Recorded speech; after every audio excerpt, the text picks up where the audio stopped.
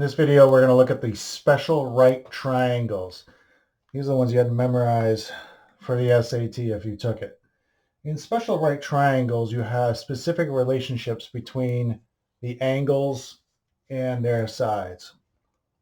In this, I'm going to give these lengths 1, and I'm going to give this the square root of 2.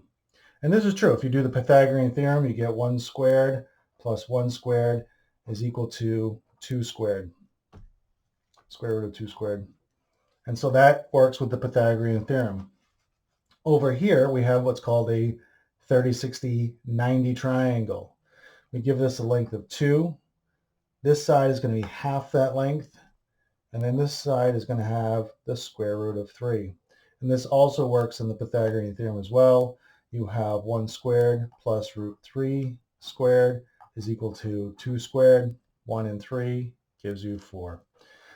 These are where a lot of your homework problems are going to come from, are these special right triangles. But it also gives us a way to look at sine, cosine, and tangent for some very specific angles. If we make a chart where we have sine, cosine, and tangent, and we look at angles of 30, 45, and 60, we can actually fill these in pretty quickly. The sine of 30 degrees, I'm going to look at 30 degrees, oh, that's right here. And the sine is equal to the opposite over the hypotenuse. So here's our angle, here's our opposite, here's our hypotenuse. That's 1/2. The cosine of 30 degrees, the cosine is equal to the adjacent over the hypotenuse. And then the tangent of 30 degrees is equal to the opposite over the adjacent. So that's going to be 1 over root 3. We're going to multiply by root 3 over root 3. That's going to give us root 3 over 3. For 45 degrees, it's a little bit more simple. Sine of 45 degrees, let's pick this one, is going to be the opposite over the hypotenuse. That's going to be 1 over root 2, which is equal to, when I multiply it by root 2 over root 2 first, that's going to be equal to root 2 over 2. We can see that the cosine is going to be the same thing. The cosine is going to be adjacent over the hypotenuse, which is 1 over root 2. We did the math over here, so that's also going to be root 2 over 2. Tangent's even easier. If you take the tangent of 45 degrees, that's equal to opposite over adjacent. That's going to be 1 over 1, which is going to be 1. Here's an interesting thing about 60 degrees now. If I look at the 60 degrees and I want to find the sine of 60 degrees, the sine is equal to the opposite over the hypotenuse.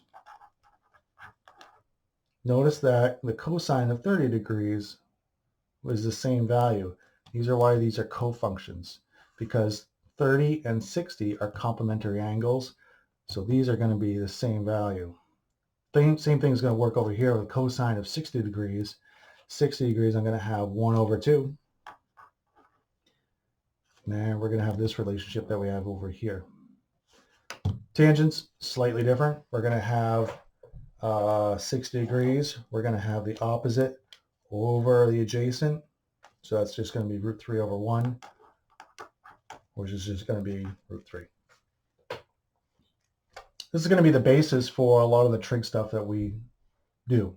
Now, in high school, you probably had to memorize this chart and memorize all the trig angles all the way around the unit circle. We're not going to have to do that. All I want you to do is kind of remember what these are, what these exact values are. But the reality is that you don't have to memorize them.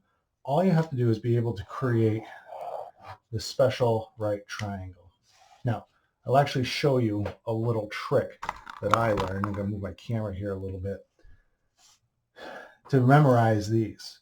If you do sine, cosine, and tangent, and you write the angles of 0, 30, 45, 60, and 90.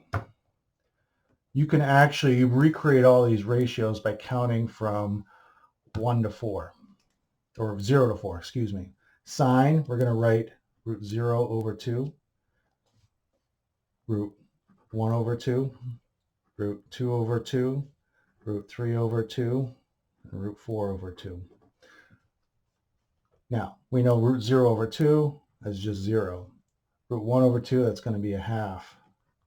Root 2 over 2, root 3 over 2, those are going to be the same as what we have right here and here.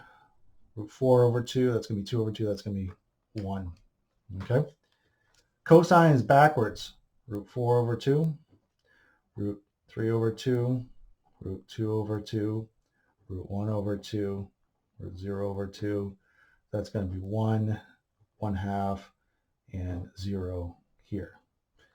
This is a little trick that you can use to memorize that chart. Now, tangent is actually equal to the sine divided by cosine. If you look at sine, sine is the opposite over the hypotenuse, cosine is the adjacent over the hypotenuse. These h's would actually cancel, and you would get the opposite over the adjacent. So to actually figure out what tangent is, you can do 0 divided by 1, 0. 1/2 divided by root 3 over 2, that's going to be 1 over root 3, which we know we can rationalize that to root 3 over 3. Here we're going to do root 2 over 2 divided by root 2 over 2. That's the same thing. Here I'm going to do root 3 over 2 divided by a half. You're essentially canceling out the denominators here. You get root 3. And then here is the important one. You get 1 divided by 0. And remember, you can't divide by 0. So this one does not exist, or we say that it's undefined. So this is how you can use special right triangles to learn all of the trig angles 0, 30, 45, 60, and 90. And later on, we'll be able to apply these angles to everything in the unit circle, which you probably know is coming. But for right now, this is all we need to know.